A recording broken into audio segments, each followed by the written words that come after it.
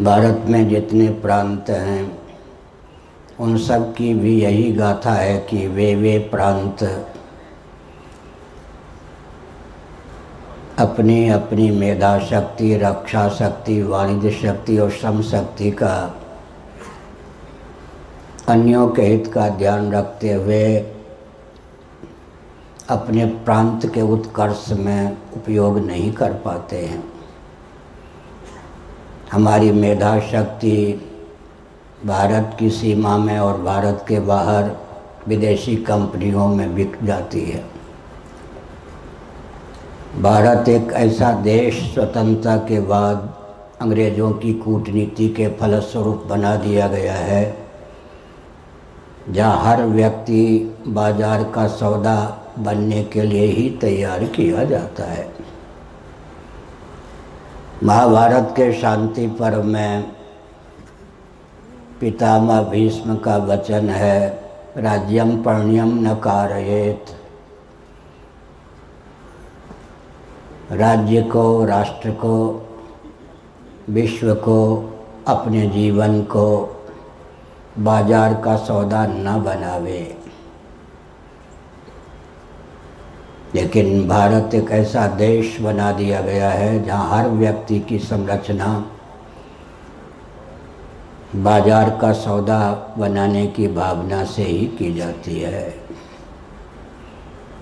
आप अपने घर के बालक तथा अपने घर की बालिकाओं को शिक्षण संस्थानों में भी, कला संस्थानों में भी बाजार का सौदा बनने के लिए ही भेजते हैं। प्रामाणिक रीति से विचार किया जाए तो आपका जीवन भी बाजार का सौदा ही हो चुका है। इन सब तथ्यों की ओर विचार करने का समय ही किसी के पास नहीं है।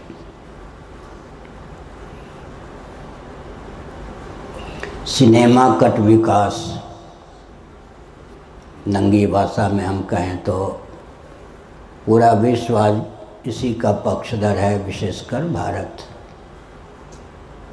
सनातन सिद्धांत के अनुसार विकास की परिकल्पना ही भारत में गिने चुने व्यक्तियों तक सीमित है। व्यावहारिक धरातल पर उनकी भावना का कहीं सम्मान नहीं है। व्यक्ति की संरचना इस ढंग से की गई है कि हाय धन, हाय मान, हाय प्राण, हाय परिजन तक व्यक्ति का जीवन सीमित है। चाहे सामान्य श्रमिक हो, चाहे आईपीएस आईएएस पदाधिकारी हो, शिक्षण संस्थान का मूर्धन्य व्यक्ति हो, अथवा शासन तंत्र से संबद्ध व्यक्ति हो। टटोलने पर यही सिद्ध होता है कि हाय धन, हाय मान, हाय प्राण, हाय परिजन तक व्यक्ति के व्यक्तित्व की सीमा अंकित कर दी गई। समष्टि चेतना जीवन में है ही नहीं।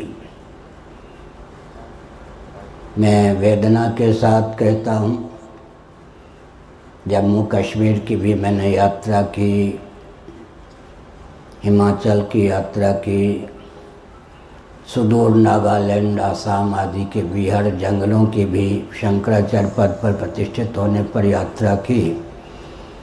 पंजाब में भी कई क्षेत्रों की यात्रा की और इस पद पर प्रतिष्ठित होने के पूर्व बद्रीनाथ से ऊपर वसुधारा से लेकर श्रृंगेरी तक लगभग 3/4 भारत की पद यात्रा की।